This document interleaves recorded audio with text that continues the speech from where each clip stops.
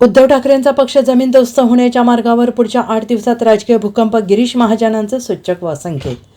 उद्धव ठाकरे यांचा पक्ष जमीनदोस्त होण्याच्या मार्गावर आहे. पुढच्या 8 दिवसात बघा त्यांच्याकडे कोण राहणार नाही, असं मोठं वक्तव्य मंत्री गिरीश महाजन यांनी केलेलं आहे. संजय राऊत संघटनात्मक बैठक घेऊन गेले, पण राऊतांच्या बोलण्यामुळे स्वतः उद्धव ठाकरे देखील परेशान असतील असं महाजन म्हणाले. पण आता तो विषय आउट ऑफ कंट्रोल झाला आहे. त्यांच्या बडबडीमुळे मी पक्ष आता सांगू शकत नाही की हा पक्ष संपवण्यासाठी संजय राऊत पुरेसे आहेत असं महाजन यांनी म्हटले. ते नाशिकमध्ये बोलत होते. संजय राऊत यांच्याबद्दल उत्तर देण्यासाठी काही पुरेसे नाही. कोणता घोटाळा झाला, काय झालं, कोण अधिकारी असे महाजन म्हणालेत. संजय राऊत यांना जास्त प्रसिद्धी आणि मनावर घेऊ नका असंही महाजन यांनी म्हटलंय. तुमची बडबड ऐकून तुमचे विचार काय आहेत ते बघून निवडणुकीला सामोरं या, त्यानंतर आपण भेटू असं महाजन यांनी म्हटलेलं आहे. विवाह सोहळ्यामध्ये सर्व नेते एकत्र असतात. नाशिक शहरामध्ये जिल्ह्यामध्ये अनेक नेते, सर्वपक्षीय नेते, प्रमुख पदाधिकारी, कार्यकर्ते भाजपमध्ये येण्यासाठी उत्सुक आहेत असे महाजन यांनी म्हटलेलं आहे. पुढे काय काय होतं एका आठवड्यामध्ये बघा असं सूचक वक्तव्य महाजन यांनी केलं आहे. या आठवड्यामध्ये तुम्हाला चित्र स्पष्ट होईल. सगळे मोठे प्रवेश असतील आणि काही पक्ष नेस्तनाबूत होतील असंही महाजन यांनी म्हटलेलं आहे.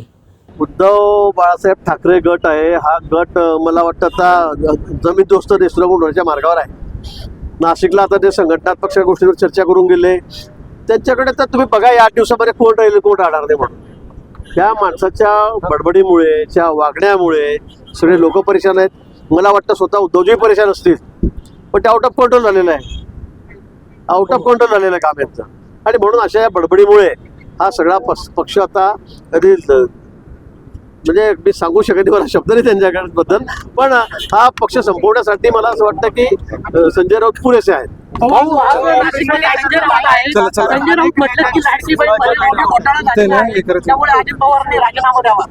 सांगितलं ना, संजय राऊत बद्दल काही उत्तर देण्यासारखा काही त्याचा प्रश्न नसतात आणि बोलण्यासारखा तो माणूसही नाहीये. खरं म्हणजे काय बोला त्यांच्याबद्दल, सकाळपासून काही बडबड करतात, काहीतरी बोलायचं असतं रोज सकाळी म्हणून ते बोलत असतात.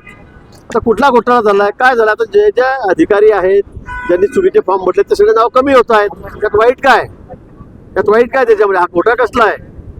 म्हणून मला असं वाटतं की संजय राऊतांना आपण एवढं गंभीर घेऊ नका. तर आपण दाखवल्यामुळे ते वाटेल बेछूट बेताल काहीतरी वक्तव्य करत असतात.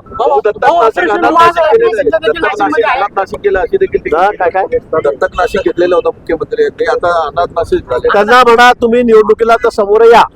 महापालिकेच्या निवडणुका आहेत आणि तुमचे किती लोक निवडून येतात तेव्हा कळेल कोण अनाथ झालंय, कोणाचा विकास झालाय, कोणी दत्तक घेतलाय. लोक तर मतदान करतील ना.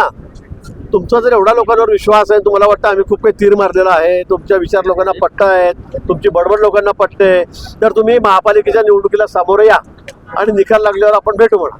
गणेश गीते जे आहेत ते शरद पवार गटात गेले होते, ते देखील आज आपल्या मुख्यमंत्र्यांच्या ताफ्यात दिसले, भेटीसाठी आले होते. दुसरीकडे ठाकरेंच्या सेनेचे उपनेते होते. मला कुठे गणेश कुठे आलेले कुठे विवाह सोहळ्यामध्ये तर सगळे नेते सुद्धा करत असतात. नाही, मला अजून त्याच्याबद्दल काही माहिती अशी अजून काही चर्चा कुठे नाहीये. पण नाशिक शहरामध्ये, जिल्ह्यामध्ये अनेक नेते, अनेक सर्वपक्षीय नेते, प्रमुख पदाधिकारी, कार्यकर्ते हे भाजपत येण्याला उत्सुक आहेत. थोडे दिवस आपण वाट बघा, पुढे काय काय होतं ते आपल्या आठवडाभरामध्ये आपल्याला चित्र स्पष्ट होईल.